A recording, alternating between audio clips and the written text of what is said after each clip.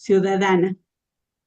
Bien, señoras y señores, bienvenidos, buenas tardes, buenas noches, buenos días, en cualquier parte del mundo que nos ven a través de las diferentes plataformas y a través de Radiovisión y Radio Temu. Bienvenidos, amigos, un gusto. Hoy tengo la presencia de Soledad Calle Toral y de Gabriela Erjuri Jaramillo. Las dos son personas que en los últimos meses, en los últimos tiempos, se han pronunciado en defensa de la ciudadanía, en defensa de los cuencanos. Comenzaré con Gabriela, la defensa del agua, un gran pacto social de Cuenca y el Azuay. Este tema nuclea a diferentes organizaciones, a diferentes personas e instituciones. Bienvenida, Gabriela. ¿No hay voz, Gabriela? Ahí Buenas sí, tardes, Marco, ahí me escucha. sí, sí, ahí te escucho. Buenas tardes, Soledad, también, y una buena tarde a todas las personas que nos ven, que nos escuchan. Primero que nada, agradecerle la invitación. Estamos aquí, en mi caso, como ciudadana, preocupada por los temas de Cuenca y por esta gran causa que hemos dicho muchas personas desde el gran pacto de los cuencanos y los azuayos, que es la defensa del agua. Gracias por la invitación. Ok, Gabriela, continuamos. La protección del agua frente a la minería no es una dicotomía, es justamente una necesidad de los pueblos de manifestarse en contra de la minería. La salvaguardia del agua y la defensa de la naturaleza, dos pilares que tienen que ser recuperados por los ciudadanos y tienen que llevarse adelante todas las actividades, incluso marchas para defender esta situación. Sí, yo creo que en lo que nos está convocando estos días a los cuencanos hay dos pilares fundamentales, ¿no? El uno, la defensa del agua y de la naturaleza, que es un tema sustancial, importante. Recordemos que además somos uno de los países, si no el primero en el mundo, que reconoce los derechos de la naturaleza, ¿no? Pues ya no es esta visión antropocéntrica de la naturaleza como ese recurso del cual usufructamos para el bienestar humano, sino es otra visión filosófica, ideológica sobre la naturaleza, sobre el agua. Bueno, hoy nos estamos jugando también la defensa de la vida de los azuayos, de los cuencanos y no solo de esta provincia, con la defensa del agua, ¿no? Pero hay otro pilar que yo creo que es fundamental y no menos importante en estos momentos históricos, y es que tenemos dos consultas populares, de las que seguramente Soledad Ujú. nos hablará con mucha más propiedad, dos consultas populares del año 2019 y del 21 en Girón y en Cuenca respectivamente, eh, que plantearon ya esta decisión de la gente de Azuay, de Cañar, de no tener minería legal ni ilegal, esa falsa dicotomía, además de la que podemos hablar más, en las zonas de recarga hídrica. Entonces, yo creo que este momento también está en juego una defensa de la democracia, es decir, pensamos en la democracia como el acceso a las urnas para votar, la libertad de expresión, pero un pilar sustancial de la democracia es el Estado de Derecho y es el respeto a la decisión que las personas tomamos en las urnas. Nosotros ya nos hemos manifestado, ya hemos decidido en las urnas y esa decisión debe ser respetada. Entonces, repito, lo que nos convoca a los cuencanos, a los estrellos, son estas dos cosas fundamentales, ¿no? La defensa de la vida, del agua, pero también la defensa de la democracia, que se respeta aquello que ya hemos decidido. Bien, interesante la conclusión en el sentido de que la naturaleza y el derecho, en cuanto se refiere a que los pueblos ya nos hemos manifestado sobre el tema. Soledad, ¿crees tú que el gobierno, a tratar de imponer estas explotaciones mineras que ya fueron resueltas y hay un pronunciamiento de los pueblos, es una especie de rompimiento de la Constitución? De avasallar a los pueblos cuando existe ya una decisión clara, es más, en consulta. Sí, sí, o sea, en concreto, bueno, muy buenas tardes, muchísimas gracias por invitarme a este espacio. Siempre es un gusto conversar sobre estos temas tan importantes y un gusto compartir también con Gabriela. Bueno, definitivamente es un quebrantamiento a la Constitución y no solo a la Constitución, sino también a sentencias constitucionales, ¿no? Ujú. Cuando uno solicita que se realice una consulta popular, primero tiene que preguntarle a la Corte si es que se puede realizar esta consulta popular. Entonces envían las preguntas, envía el por qué y qué efectos tendría. ¿Qué significaría eso para el territorio en donde se hace la consulta popular? Ahí lo que la Corte Constitucional hace es que dice, sí, hágase esta consulta popular, se puede hacer de esta manera, estas serán las preguntas, se las tiene que formular así y estos serían los efectos que tienen los resultados. En el caso de la consulta popular de Cuenca, en donde ganó el SIP hacia la prohibición de las actividades mineras en zonas de recarga hídrica, lo que los jueces dijeron es que la voluntad soberana deberá ser de inmediato y de obligatorio cumplimiento, cosa que claramente no está sucediendo, ¿no? Y todo esto por interpretaciones legales en realidad antojadizas, por ponerle un adjetivo. Entonces, aquí lo que sucede es que hay mucha gente que dice que la consulta popular no debe ser aplicada en el caso de Quimsacocha, específicamente el proyecto Loma Larga, porque la concesión minera fue dada antes de que se lleve a cabo la Ujú. consulta popular y se dice no, entonces no es retroactivo. Pero esto no funciona así. En el derecho ambiental ecuatoriano, específicamente la ley de minería, lo que se menciona es que existen varias fases Correcto. de la exploración, de la explotación, del refinamiento, la construcción, entre otros. En el momento en el que se realizó la consulta popular, el proyecto Loma Larga en sus 3 concesiones se encontraba en la fase de exploración avanzada. Entonces, lo que esta consulta popular estratégicamente hacía es que no permitía que se siga la siguiente fase, que es la fase de explotación. Entonces, no se habla de ninguna retroactividad ni de ningún derecho que está siendo vulnerado hacia la minera, porque dentro del giro de negocios de las mineras es conocido que existe como riesgo que no se pueda seguir en las siguientes fases. Claro. Porque el hecho de que yo tenga una concesión minera no es sinónimo de derecho de explotación. Es únicamente sinónimo de que yo tengo un derecho exclusivo para poder explorar y solicitar licencias.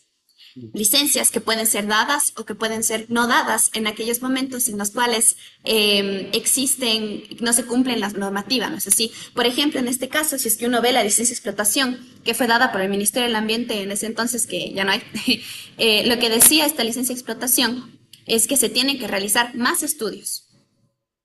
Sin Correcto. embargo, se le concede la licencia de explotación, lo cual en realidad no se pudiera dar. Primero, por la consulta popular. Y segundo, porque existe el principio de precaución ambiental. Y lo que dice este principio de precaución es que si es que existe un mínimo riesgo, entonces no se puede seguir y no se puede otorgar aquellas licencias o aquellos actos administrativos que permitan la explotación. Entonces, en realidad, Permíteme, sí, Soledad, puntualizar dos circunstancias. Son dos consultas populares llevadas sí. a cabo en el 2019 y la otra en el 2021, la de Girón en el 2021. Es decir, se está inobservando. La Corte Constitucional podría incluso juzgar al presidente por desacato. A ver, desacato e incumplimiento son dos cosas distintas. Desacato es cuando no se cumple una sentencia de cualquier juez y por tanto se incurre en un delito. Y luego existe el ¿Correcto? incumplimiento de una sentencia. En este caso no se incurriría en desacato, sino pudiera ser un posible incumplimiento de sentencia. Entonces, esto no sería necesariamente en contra del Ejecutivo en sí, sino sería en contra de la cartera del Estado que otorgó las licencias. No sé si entonces sí existe esa posibilidad. De hecho, es algo que se ha conversado muchísimo con bastantes colectivos, como por ejemplo la consulta popular de Yasuní. No, o sea, nosotros tuvimos una consulta popular en Yasuní en donde se nos preguntó si es que queríamos que se mantenga el petróleo dentro del Yasuní, dentro del yacimiento, y que ganó que sí se mantenga dentro del yacimiento. Sin embargo, a pesar de eso, continúan las actividades. O sea, esto es algo que se ve inclusive, por ejemplo, en Chocoandino. Esto es a mi parecer, y de bastantes colectivos, es una suerte de agenda pues, que se está llevando a cabo con bastantes proyectos extractivos alrededor del Ecuador. Y esto también sigue bastantes otras agendas. Por ejemplo, existe el Tratado de Libre Comercio que actualmente se está firmando. Y una de las cosas que se debatía muchísimo en el Congreso canadiense es el hecho de que existen estas consultas populares en donde ya se decía que no se puede llevar a cabo, ¿no? Entonces el gobierno, para que se pueda llevar a cabo la firma del Tratado de Libre Comercio, para que sigan sus agendas de comercialización, de recurso y de explotación y extractivistas, entonces les dice que no se van a aplicar, que no sé qué, lo que naturalmente es inconstitucional, es ilegal y va en contra de sentencias constitucionales que ya mencionan que tienen que ser de obligatorio e inmediato cumplimiento. Queda clara la posición, entonces, sería ir en contra de decisiones populares que son soberanas. Pero, Gabriela, desde el punto de vista antropológico ya, ¿qué sucede? Porque sí dicen que estamos sentados en oro y que vivimos en pobreza, que el oro nos va a dar a nosotros fuentes de trabajo, va a mejorar la situación de los ciudadanos, en fin. Pero ese trabajo, entre comillas, lesiona principios que están por encima de individualidades, los derechos colectivos están por encima. ¿Cuál es tu punto de vista? ¿Crees que podría cambiar el resto la realidad económica de los azuayos, de los cuencanos, porque nos quieren comer repuesto en ese sentido? Estamos sin volumen. Como antropóloga hacer una lectura de lo que estamos viviendo, ¿no? Por un lado, hay todo un proceso de reacción ciudadana. Yo digo que el quinto río que vamos a tener mañana en Cuenca no nació ayer, nació hace varias décadas con una lucha sostenida, con una resistencia sostenida de organizaciones campesinas, de organizaciones sociales, de colectivos como Yas Unidos, más tardíamente el Cabildo del Agua. Y hoy hay toda una conciencia ciudadana que hace que mañana nos volquemos a las calles, ¿no? Y nos volcamos a las calles no por un tema de que los ríos son bonitos, que el paisaje está bonito con el agua, no es un tema de paisaje, no es un tema de foto.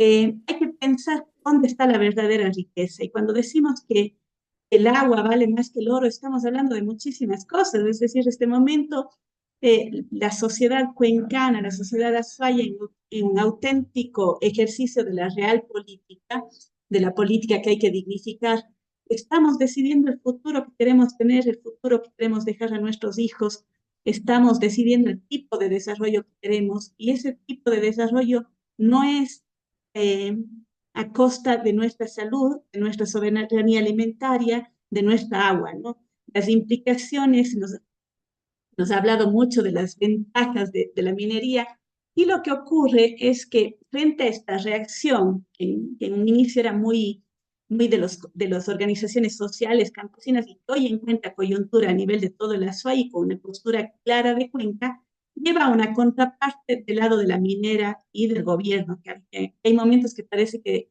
el gobierno no sabemos en nombre de quién habla, si habla en nombre del Estado o habla en nombre de la empresa transnacional, ¿no? Y frente a ese temor, posiblemente de esta reacción de Cuenca y de la SUAY, empiezan a manipular la información. Y aquí es muy útil la construcción de narrativas, como en todo proceso político, ¿no? Y se empieza a construir una serie de narrativas que las hace de manera diversas las mineras, que la hace el gobierno desde el espacio de poder que tiene para la comunicación y que curiosamente también lo hacen ciertos medios de comunicación, sobre todo la capital, que hacen de caja de resonancia del gobierno y de la minera. Y por ahí también algunos analistas económicos, analistas políticos, que muy ignorantes respecto a la realidad de la Suaya, la realidad de Quimsacocha, pero también muy insensibles frente a este proceso ciudadano, empiezan a generar estos discursos. ¿Cuáles son los discursos que se han manejado para pensar en algunos, ¿no? Para canalizar la situación. Por Sí, parte del gobierno, los voceros se llenan la boca y dicen que este es un movimiento político partidista. Es decir, exacto. quieren inmiscuir la adversión y la inadversión a cierto grupo, a ciertas personas. ¿Crees tú que pueda de esa forma manejarse y hacer creer a algunos ingenuos que los partidos políticos interesados en la toma del gobierno también eso? Incide en algunas personas, por lo general en las personas que son más proclives a creer estas narrativas de los medios dominantes del país y del gobierno, ¿no? Además, en un país donde en los últimos años hemos estado en una dicotomía constante en las narrativas entre correísmo versus anticorreísmo, pero hoy se empieza ya a desmontar porque se vuelve cansino, porque ya no es suficiente esa dicotomía narrativa para entender y afrontar los graves problemas que tiene el país. Entonces, habrá gente en la que hace eco, pero quienes somos cuencanos, y creo que pasará con usted, Marco, con Soledad, con las personas que nos escuchan, sabemos muy bien que mañana vamos a coincidir en la calle con gente de muy diversas posturas Y a mí me parece fantástico lo que ha significado este gran acuerdo social y es que ha sido una oportunidad para la cohesión social. Tenemos, creo que en nuestras familias, en nuestros grupos de amistades, gente con la que no nos poníamos de acuerdo mucho tiempo, y hoy estamos de acuerdo en el agua. Entonces, quienes somos cuencanos, quienes somos azuayos, sabemos que esto es enteramente político, claro que sí, en el auténtico sentido de la polis, de la comunidad, del campo y de la ciudad, que se reúne además en el espacio público, espacio por excelencia de la polis, a deliberar sobre los problemas de interés público. Estamos haciendo un ejercicio político en el sentido en que nos involucramos y en que participamos en las decisiones públicas. Pero otra cosa es lo político partidista, y creo que todos coincidimos, y los que nos escuchan, que en esta gran causa de la bandera es la bandera por el agua, la bandera por la democracia, por la soberanía, por aquello que ya decidimos. Esa es una de las narrativas, Marco, pero se suman otras más, Por ¿no? favor. Minería legal versus minería ilegal, ¿no? Entonces, Ujú. hemos visto que esto es lo que ha manejado el gobierno, como digo, han hecho eco a algunos líderes de opinión, sobre todo de la capital. Y bueno, yo no soy experta en el tema, pero confío en los grandes académicos, expertos en esas áreas, que nos han explicado hasta el cansancio que en Quimsacocha no es factible realizar minería ilegal. Y no es factible porque la profundidad en la que se encuentra el yacimiento, la altura a la que está Quimsacocha, implicaría unas necesidades industriales de la actividad extractiva y esa no la tiene la minería ilegal. Tanto es así que el descubrimiento de estos yacimientos se conoce desde hace 20, 30 años y no ha habido ningún indicio de minería ilegal ahí. Pero además hay un segundo elemento que olvidamos, es a quién le compete el control de la minería ilegal. Y esa es responsabilidad entera del gobierno. Entonces, Ujú. aun si es que fuese posible, que no es posible la minería ilegal en Quimsacocha, aun si fuese posible, la posibilidad de que algo sea, de que algo ilegal o ilícito, se dice que no hay minería que sea legal finalmente, pero si hubiese, si fuese posible, ahí está el rol del Estado. Entonces no puede venirnos del Estado a sembrarnos miedos, a sembrarnos estas maneras de intimidarnos, diciéndonos que no son capaces de cumplir el trabajo que a ellos les compete. Entonces creo que en esta falsa dicotomía los cuencanos tenemos que decir dos cosas con firmeza.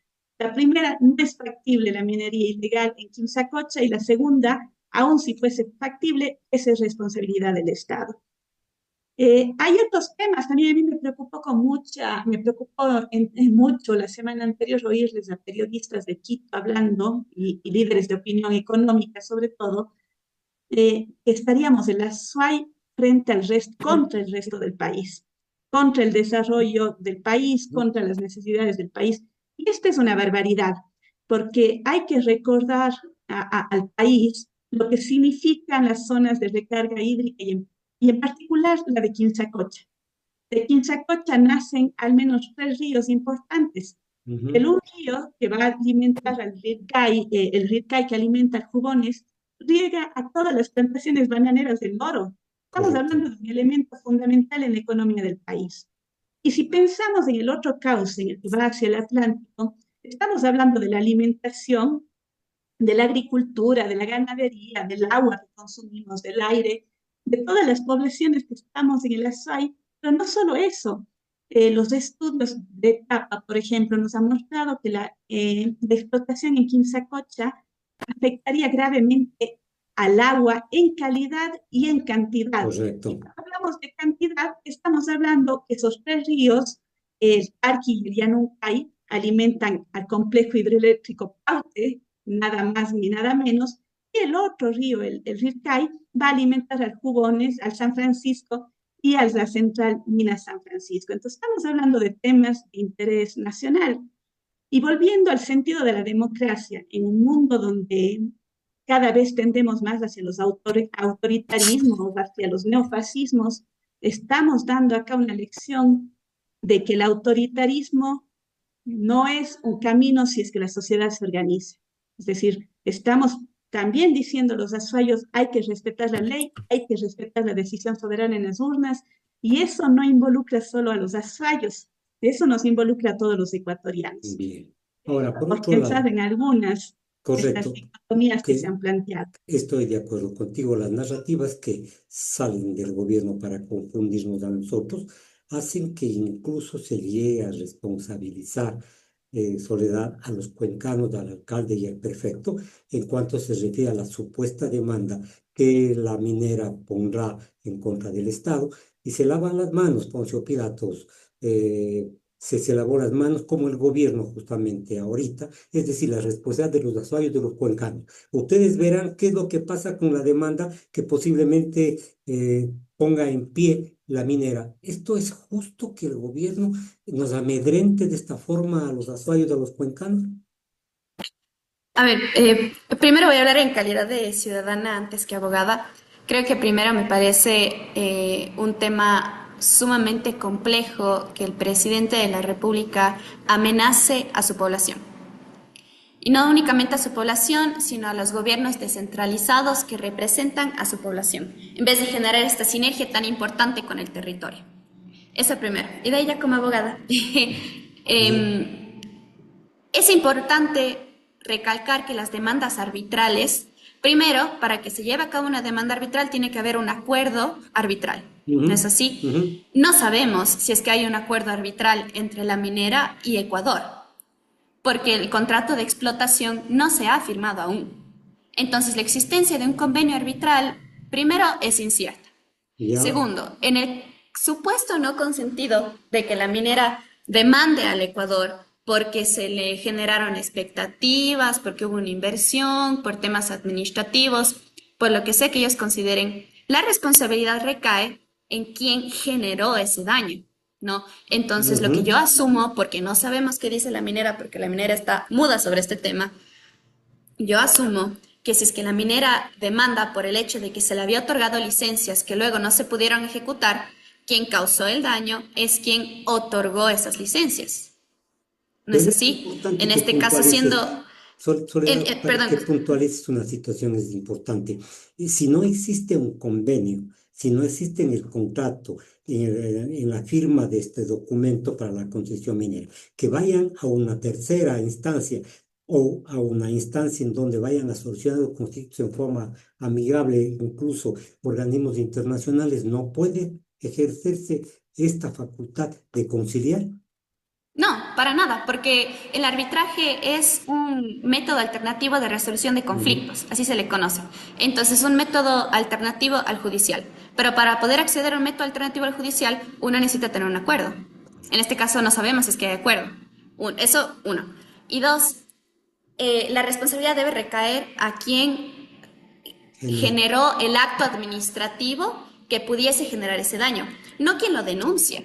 Etapa únicamente lo que hizo es dar cumplimiento a una sentencia de un juez en el cual se le solicitaba que se realicen estudios sobre la viabilidad o no del proyecto minero. Etapa realizó los estudios, expuso, el municipio le solicitó que se realice, eso lo hizo, pero no son quienes generan el daño.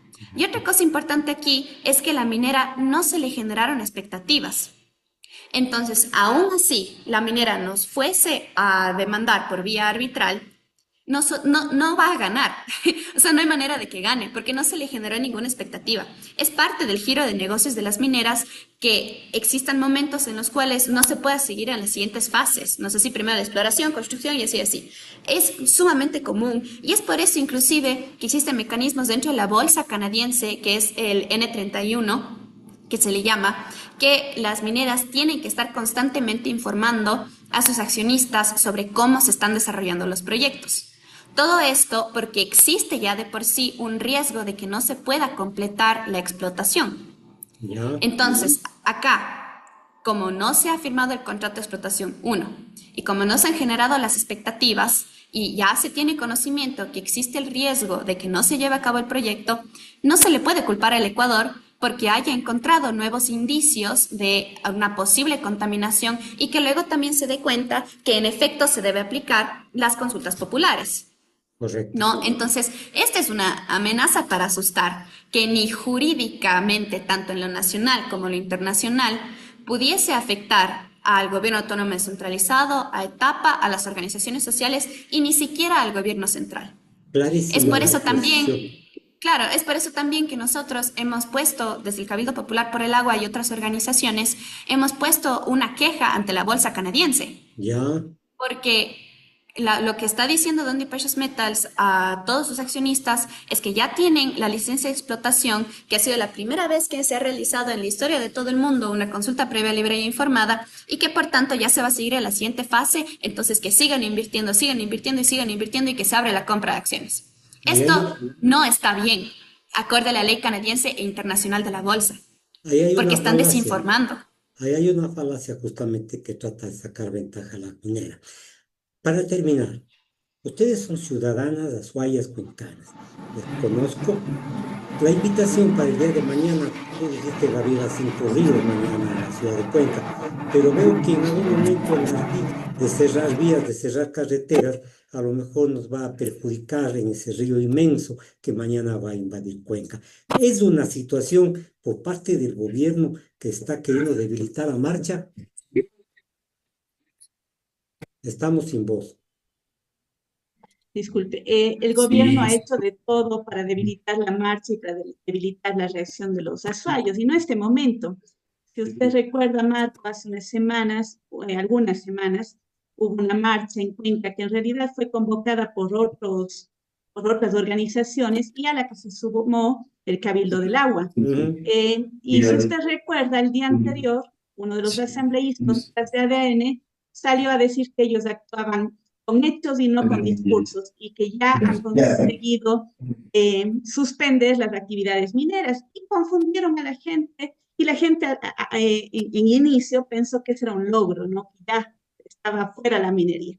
Y después, a las pocas horas, cuando leíamos el famoso documento de la ministra Manzano, que curiosamente era de ambiente y hoy de minas, este documento no era más que decirle a la minera que nos cuente con dibujos, con PowerPoints, con fotos y con gráficos Nos y hago nos un convenza, dibujito.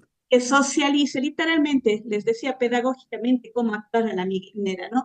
Entonces, les decía que socialicen con los azuayos, con las comunidades vinculadas, su supuesto estudio de impacto ambiental y su plan de manejo. Digo supuesto estudio porque ya se ha demostrado también que es un estudio, además de sumamente débil, con datos falsos. O sea, nos estaban pidiendo, hay un profesor, un antropólogo catalán que dice, es como estos procesos de socialización donde hacen que la cobaya, el cuy, se sienta partícipe del experimento con el que le van a aniquilar, ¿no? Entonces, ¿Ya? en definitiva nos decían esto, pero además ese documento de la ministra ratificaba que estaba concedida la licencia ambiental. Pero esto ocurrió un día antes de esa marcha. Después de eso ha corrido mucha agua, ¿no? Recordemos una serie de eventos que han ocurrido, y el último con esas poco acertadas eh, expresiones del presidente, que en lugar de desmovilizar, yo creo que han indignado más a los cuencanos. Yo pienso que cada uno de estos pronunciamientos frente a un proceso de credibilidad lo que ha hecho es incrementar ese quinto río de mañana. Porque Bien. además no hay ningún documento escrito, ¿no? Lo que tenemos es pronunciamientos casi que de TikTok del presidente, como está acostumbrado, y no tenemos un acuerdo ministerial, no tenemos un decreto ejecutivo que nos diga que en algo ha frenado la actividad minera, y sobre todo no ha dado de baja esa licencia ambiental fraudulenta. Entonces, yo creo que todas estas maneras de desviar la atención, de debilitar la marcha, lo que han hecho es incrementarla. Y estoy segura, tengo la certeza de que mañana tendremos ese gran quinto río marchando con alegría, con firmeza, en la diversidad. Somos diversos, pero también con dignidad. Bien, Quinzacocha no se toca, el agua es sagrada para nosotros, pero me llama un poco la atención la juventud de ustedes, de que estén inmersos en los problemas de carácter social. Soledad, ¿tú crees que a lo mejor mañana, si existe represión, disque porque estamos alterando el orden público, habrá que tolerar o tendremos que protestar sobre esa forma de que se pretende someter al pueblo azuayo, cuencano? Bueno, todas son suposiciones, ¿no? No sabemos lo que pase. Esta es una marcha ciudadana, esta es una marcha pacífica. Algo que es muy importante resaltar es que el derecho a la resistencia es un derecho constitucional. Ujú.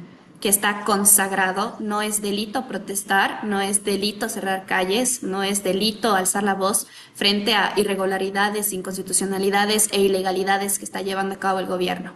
En el caso de que haya represión, nosotros no lo consideramos que va a suceder.